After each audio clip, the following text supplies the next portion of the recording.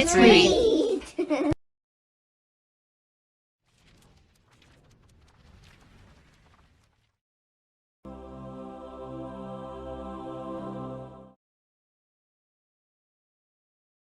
Franklin runs away. Franklin could count by twos and tie his shoes. He had lots of good friends and a family who loved him very much. But one day, Franklin couldn't seem to please anybody or do anything right. He decided that no one cared about him at all. It started at breakfast. Harriet was cranky and fussy. Franklin tried all his funny faces, but his sister wouldn't smile. Then Franklin's father said, "I had to put your bicycle away for you last night. That's the third time in 3 days."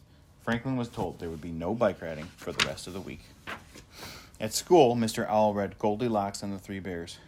Once upon a time, in a little house on the edge of the woods, a girl called Goldilocks lived with her parents. One morning, she woke up as the sun was streaming through her window. Thinking it was time for school, she leapt out of bed. Downstairs, her mother was busy. "It's far too early for school. Don't get under my feet. Why don't you go out for a walk? You can pick me some blackberries to make a pie for dinner tonight," she grumbled. Goldilocks went skipping into the woods, swinging a basket for the blackberries.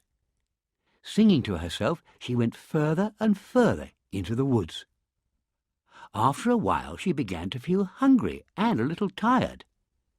Across a clearing in the woods, she suddenly saw a cottage. "Perhaps I could get something to eat there and have a rest," she thought. She knocked on the door, but there was no reply. Gently, she pushed the door, and to her surprise, it opened. Cautiously, she went in. "Hello," she called, but no one answered. The door opened into a kitchen. On the table she could see 3 bowls of porridge, which smelt so delicious that it made her tummy rumble.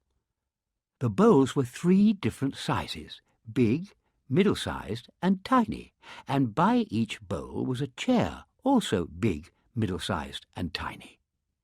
Goldilocks scrambled onto the biggest chair because it had the biggest bowl of porridge by it. She picked up a big spoon and tried the porridge. "Ouch!" she cried. "This porridge is too hot." She moved onto the next chair and the next bowl. Picking up a middle-sized spoon, she tried the porridge. "Yuck!" she said, for it was very, very cold. Goldilocks moved onto the next chair and the smallest bowl. Picking up the smallest spoon, she tried the porridge. It was just right. So, very quickly, she ate it all up.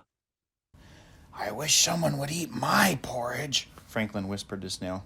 "Franklin, this is listening time, not talking time," said Mr. Owl. Franklin sunk low in his chair. How embarrassing. During recess, Fox complained that Franklin wasn't sharing the ball. At lunchtime, Beaver changed her mind about trading desserts with Franklin. On the bus ride home, Bear wanted his book back, even though Franklin hadn't finished reading it. And after school, Badger forgot she'd promised to play with him and went off with Rabbit instead. Franklin trudged home. He hoped his mother had made an extra good snack, but there wasn't any snack at all. "I'll be another minute," Franklin's mother called from the garden. Franklin scowled. He got out bread and butter and jam and made a big sandwich. When his mother found him, she also found a big mess. "I'll clean it up," Franklin promised. "Oh, Franklin," moaned his mother, "please just go outside." Franklin grabbed Sam and some cookies and stomped out the door. He saw Badger and Rabbit flying a kite. He saw Bear heading to the library. He saw Fox and Beaver ride by on their bicycles. "Nobody likes me anymore," he muttered. "Nobody cares about me at all." Then Franklin looked at Sam. "I'm running away," he declared. "I'm getting a new home and a new school and new friends." Franklin bundled up his cookies and marched out of the yard. Franklin stomped across the bridge and took the path through the meadow. He and his father had gone bicycling this way just the other day. "Humph," said Franklin. His father would never get to go bike riding with him ever again. Franklin's tummy began to rumble. He remembered the cookies in his scarf. He had made them yesterday with his mother. "You're a very big help, Franklin," she had told him. Well, his mother would never ask for his help again either, Franklin thought. It was late afternoon, and Franklin was tired. He thought about Harriet having her nap. He always played with her as soon as she woke up. Franklin wondered if Harriet would forget all about him. Then he remembered how proud she was the first time she said his name. Franklin sat down to rest. Off in the distance, he could see the park and the soccer field, the pond and the treehouse. He thought about his friends having fun, and he wondered if they would miss him. Then he remembered that his friends had wanted him to be captain of the soccer team.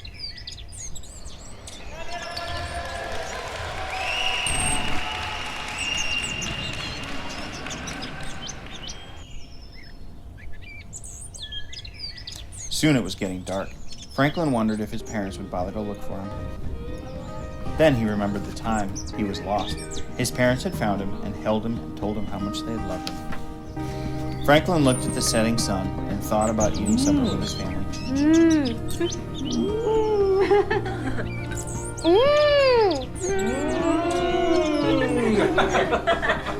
He thought about finishing his homework and getting another gold star from Mr. Owl. And he thought about the soccer game tomorrow after school. Franklin sighed a big, deep sigh. He didn't want to find a new home and new friends. He didn't want to find a new teacher. He wanted the family who loved him and the friends who played with him and the teacher who taught him interesting things. Franklin ran all the way back home. When he got to his yard, he saw Harriet at the window and he could smell supper on the table. His father was at the door calling his name. "Here I am," Franklin answered. "I'm home."